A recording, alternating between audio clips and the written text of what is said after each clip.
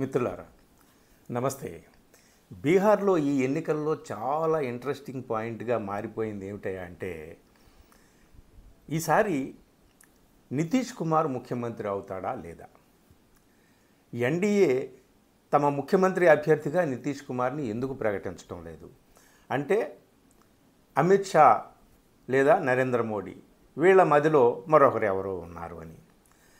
లేకపోతే ఆయన కాకపోతే అటు మహాగఠబంధన్ అభ్యర్థిగా ముందుకొచ్చినటువంటి తేజస్వి యాదవ్ అవుతాడా? దీని చుట్టూనే అందరి ఆలోచనలు, ఊహాగానాలు, విశ్లేషణలు సాగుతున్నాయి. కానీ అసలు ఈ ముఖ్యమంత్రి అభ్యర్థి ఈ విషయంలో ఎన్డీఏలో జరుగుతున్నటువంటిది ఏమిటి అనేది చాలామందికి తెలీదు. అసలు విషయం పట్టుకోలేకపోతున్నారు. అక్కడ నితీష్ని అభ్యర్థిగా ప్రకటించకపోవడం అనేటటువంటిది ఒకటి, బీజేపీ అభ్యర్థినే ముఖ్యమంత్రిని చేయాలని బీజేపీ అనుకుంటున్నది అనేటటువంటిది పైకి కనిపిస్తున్నటువంటి వ్యవహారం. కానీ విషయం ఏమిటంటే మిత్రులారా, బీహార్లో 35 సంవత్సరాలుగా ముఖ్యమంత్రి పదవికి దూరంగా ఉన్నటువంటి అగ్రవర్ణాలు ఈసారైనా ఆ పదవిని మనం తిరిగి చేజిక్కించుకోవాలి అన్న పంతంలో ఉన్నారు. ఇర్రెస్పెక్టివ్ ఆఫ్ పార్టీస్ అంటే ముఖ్యమంత్రి పదవిని చేజిక్కించుకునేటటువంటి అవకాశం ఏ పార్టీలో ఉంది? ఆర్జేడీలో అయితే లేదు. తేజస్వి యాదవ్ కాదని మరొక భూమిహార అభ్యర్థో ఏదో మరో బ్రాహ్మణో రావడానికి అవకాశం లేదు. కాంగ్రెస్ అలా డిమాండ్ చేయడానికి అవకాశమే లేదు. ఎందుకంటే ఇప్పుడు రాజ్యాంగాన్ని పట్టుకొని బీసీ కార్డు తీసి కాంగ్రెస్ ముందుకు వచ్చింది. అక్కడ తమ పార్టీ అధ్యక్షుని కూడా ఒక దళితుని చేసింది కాంగ్రెస్. సో అటు ఇండియా కూటమి నుంచి ఆ విధమైనటువంటి ప్రయత్నాలు జరగడానికి, ఊహాగానాలు జరగడానికి కూడా అవకాశం లేదు. కానీ ఎన్డీఏలో ఆధిపత్య పోరు జరుగుతోంది. ఎన్డీఏలో జరుగుతున్నటువంటి ఆధిపత్య పోరు జేడీయూ కాకుండా నితీష్ కుమార్ని పక్కన కూర్చోబెట్టి తమ అభ్యర్థిని బీజేపీ వాళ్ళు చేసుకోవడానికి ప్రయత్నిస్తున్నారు. అమిత్ షా అదే వ్యూహం, అదే చాణక్య నీతి ఇలా రచిస్తున్నాడని చెప్పుకుంటున్నారే, అది కాదు. లోపల జరుగుతున్నది ఏమిటయ్యా అంటే మిత్రులారా, ఫర్ ద పాస్ట్ 35 years బీహార్లో ఒక అగ్రవర్ణ నాయకుడు ముఖ్యమంత్రి కాలేకపోయాడండి. ఎంతకాలం ఎప్పుడెప్పుడా అని ఆవురావురమంటూ ఉన్నారు అవకాశం వస్తే. అందుకని లాస్ట్ ఎలక్షన్స్లో నితీష్ కుమార్కి తక్కువ సీట్లు వచ్చినా సరే ప్రమాదం ఉంటుంది, ఆయన్ని ముఖ్యమంత్రి చేయకపోతే వెళ్ళి అటు కూర్చుంటాడని చెప్పి ఆయన్ని ముఖ్యమంత్రిని చేసి 2 డిప్యూటీ చీఫ్ మినిస్టర్స్ని అగ్రవర్ణాలకు చెందినటువంటి వాళ్ళని చేశారు. మిత్రులారా, బీహార్లో ఉన్నటువంటి రాజకీయాలు, బీహార్లో జరుగుతున్నటువంటి కుల సమీకరణలు, వీటిని కానీ మనం అర్థం చేసుకుంటే దేశంలో జరిగేటటువంటి కుల సమీకరణలు, జరగబోయేటటువంటి కుల సమీకరణలు, దాని చుట్టూ తిరిగేటటువంటి రాజకీయ పరిణామాలు మీరు సరిగ్గా అర్థం చేసుకోగలుగుతారు. బీహార్ కుల సమీకరణల విషయంలో, అలాగే కుల సమీకరణల ప్రాతిపదిక మీద బీసీలు అధికారంలోకి వచ్చేటటువంటి విషయంలో బీహార్ దేశం కంటే ముందుంది. అఫ్కోర్స్ యూపీ కూడా దానితో పాటే కొంత నడిచింది. కానీ అక్కడ బీహార్లో లాగా కేవలం ఒక బీసీ మాత్రమే, మధ్యలో జితన్ రామ్ మాంఛీ కొన్ని నెలలు ఒక దళితుడు ముఖ్యమంత్రి కావడం అనేటటువంటిది కంటిన్యూస్గా ఇంకెక్కడ జరగలే. ఇది గుర్తుపెట్టుకోండి. అయితే ఇప్పుడు ఎన్డీఏలో జరుగుతున్నది ఏమిటయ్యా? మీరు అమిత్ షా బీజేపీ క్యాండిడేట్ని పెట్టడానికి కదా చూస్తున్నాడు అని అనుకుంటాం, పైకి అలా కనిపిస్తుంది కదా. నేను చెప్తున్నాను వినండి. 89 నుంచి అండి, లాస్ట్ ఎంపరర్ అంటామే బీహార్కి, ఒక లెక్క చెప్తాను జాగ్రత్తగా వినండి. So last upper caste chief minister Jagannath Mishra 89 to 90 కొద్ది కాలం పాటే ఉన్నాడు. ఆయన టైంలోనే చారా ఘోటాలా అంటారే, పశుగ్రాస కుంభకోణం, అది జరిగింది.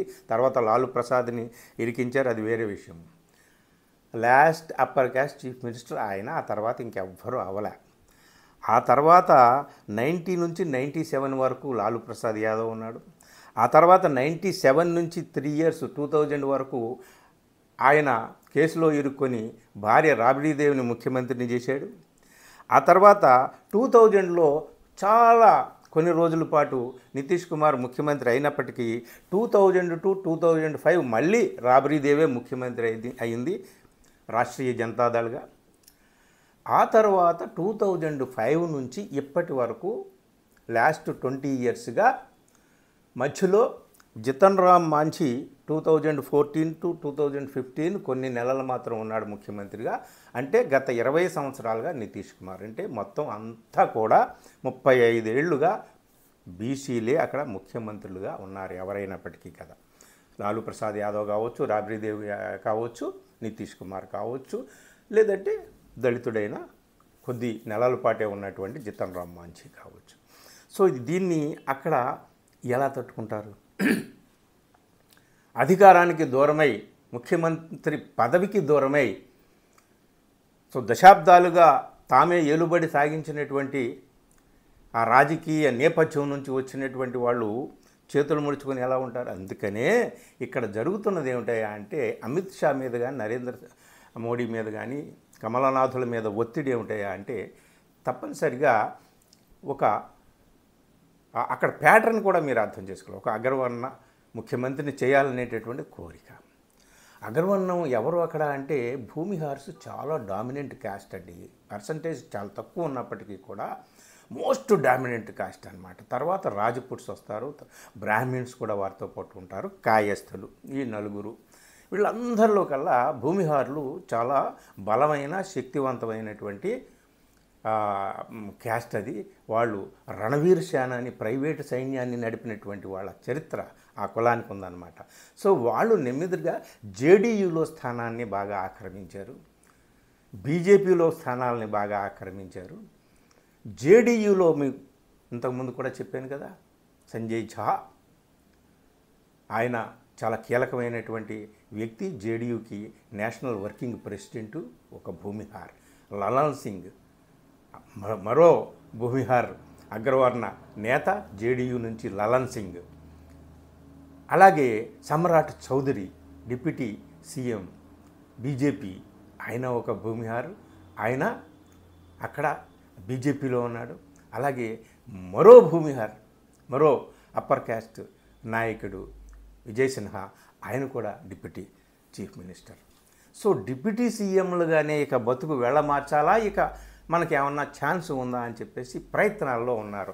ఆ ప్రయత్నాల్లో భాగంగానే జరుగుతున్నది ఏమిటయ్యా అంటే జేడీయూలో నితీష్ కుమార్ ఆధిపత్యం ఉన్నంతకాలము నితీష్ కుమార్ని పక్కన పెట్టి ఏమి చేయలేము. కాబట్టి ఏం చేయాలి? జేడీయూలో ఉన్నటువంటి ఆయన తర్వాత ఉన్నటువంటి శక్తివంతమైనటువంటి నాయకుల్ని మన గుప్పెట్లో పెట్టుకోవాలని చెప్పి ఇటు అమిత్ షా కానీ, నరేంద్ర మోడీ కానీ ప్రయత్నం చేస్తారు. ముఖ్యంగా అపర చాణక్యుడైనటువంటి అమిత్ షా. సో ఆ ప్రయత్నాల్లో భాగంగానే తాము కూడా ముఖ్యమంత్రి కావాలన్నటువంటి కోరిక నెరవేర్చుకోవడానికి నితీష్ కుమార్ పక్కన ఉంటే సాగదు కాబట్టి సంజయ్ ఝా కానీ, లలన్ సింగ్ కానీ వీళ్ళందరూ కూడా అమిత్ షా హోల్డ్లోకి వెళ్ళారు. వాళ్ళ హిడెన్ టెండెన్సీ అనండి, హిడెన్ డిజైర్ అనండి, పైకి వాళ్ళు ఏం చెప్తున్నా నితీష్ కుమారే మా ముఖ్యమంత్రి అని చెప్తున్నా, రేపు పరిస్థితి తిరిగి ఎలా వచ్చినా సరే తమ చేతుల్లోకి ముఖ్యమంత్రి పదవి దక్కించుకోవాలంటే తమ బలాన్ని బాగా, తమ ప్రాపకాన్ని బాగా పట్టు సాధించాలి తమ పార్టీలో. రేపు విడిపోతే జేడీయూ తమ వైపు బాగా ఎక్కువ స్థానాలను కానీ, నాయకుల్ని కానీ రప్పించుకోగలిగితే రేపు చీఫ్ మినిస్టర్ క్యాండిడేట్ చాలా తక్కువ స్థానాలతోనే వాళ్ళు రావచ్చు, కానీ చీఫ్ మినిస్టర్ అయ్యేటటువంటి అవకాశం ఒకటి వస్తుంది. ఇక సమ్రాట్ చౌదరి లాంటి వాళ్ళు ఉన్నారు, బీజేపీలోనే ఉన్నారు అగ్రవర్ణాలు, వాళ్ళకి కూడా చీఫ్ మినిస్టర్ కావాలనేటటువంటి కల ఉంది. కానీ విచిత్రం ఏమిటంటే మిత్రులారా, బీహార్ వేసినటువంటి రోడ్డు మ్యాప్ని అర్థం చేసుకుంటే ఏ పార్టీలో ఉన్నప్పటికీ కూడా బీసీలు చక్రం తిప్పవచ్చు, వాళ్ళతో పాటు దళితులు కూడా కలిస్తే అనేటటువంటి ఒక నమూనాని బీహార్ అందించింది.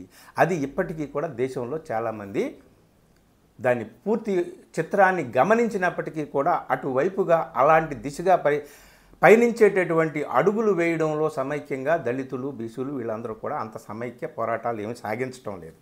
కానీ ఎన్డీఏలో ఆధిపత్య పోరు, అదృశ్యంగా జరుగుతున్నటువంటి పోరు, పరోక్షంగా మనకు కనిపించకుండా జరుగుతున్నది ఇదన్నమాట. ఏదో ఒక విధంగా రేపొద్దున అవకాశం వస్తే మనమే ముఖ్యమంత్రి పదవి చేపట్టాలని అగ్రవర్ణాల వాళ్ళు ప్రయత్నాలు చేస్తున్నారు. ఇటు బీజేపీలో ఉన్న నాయకులు కానీ, అటు జేడీయూలో ఉన్నటువంటి నాయకులు కానీ. కానీ అమిత్ షా ఏం చెప్తున్నాడయ్యా అంటే, ప్రస్తుతానికి ఇప్పుడు నితీష్ కుమార్ని ఈ ఎన్నికల్లో పక్కన పెట్టడానికి వీల్లేదు, ఎందుకంటే ఆయన నేతృత్వంలోనే మేము పోరాటం చేస్తున్నామని చెప్పి ఎన్నికల్లో విజయం సాధించిన తర్వాత ఆయన పక్కన పెట్టి ఆయన పార్టీలో ఉన్న ముఖ్యమైన నాయకుల్ని, ఎన్నికైన ఎమ్మెల్యేలను అందరినీ కూడా పక్కన లాగితే పని అవుతుంది.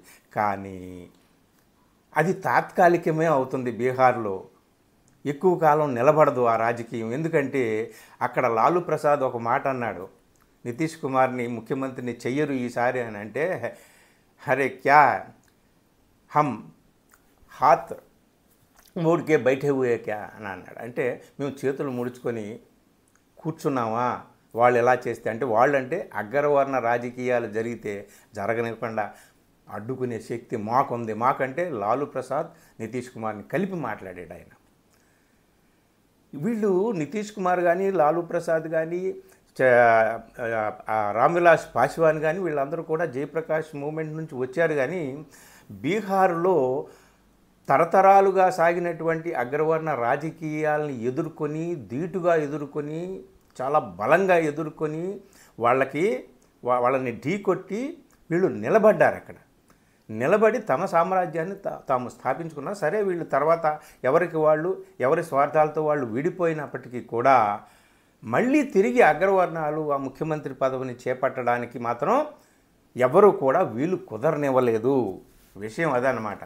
సో ఎన్డీఏలో ఇప్పుడు జరుగుతున్నది అమిత్ షాకి అగ్ని పరీక్షలాగా మారింది. ఏమిటయ్యా అంటే, అగ్రవర్ణాల వాళ్ళని అలా అదిమి పట్టి ఉంచి సమయం వచ్చినప్పుడు మీకు అవకాశం ఇస్తాంరా బాబు అని చెప్పి నిత్యానంద రాయని సీన్ మీదగా తీసుకొస్తున్నాడు. నిత్యానంద రాయ్ ఎవరు అంటే ఒక యాదవ కులస్తుడు, బీసీ అనమాట. ఆయన కేంద్ర మంత్రి, బీజేపీ నాయకుడు.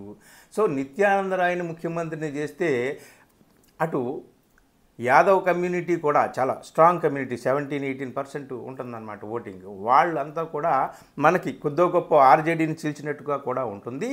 తాత్కాలికంగా మనం ఆ పని చేస్తే లాంగ్ రన్లో ఈ అగ్రవర్ణాల వారి మనోభీష్టాన్ని, వాళ్ళ స్వప్నాలని, వాళ్ళ కళల్ని కూడా ఒకసారి సాకారం చేసినట్టు ఉంటుంది. ఎంతో కాలంగా గత 35 ఏళ్లుగా వాళ్ళు పదవికి దూరం అయిపోయి ఉన్నారు కదా అని చాలా పెద్ద ప్లాన్తో అపర చాణక్యుడు అమిత్ షా ఉన్నట్టుగా అర్థమవుతుందండి.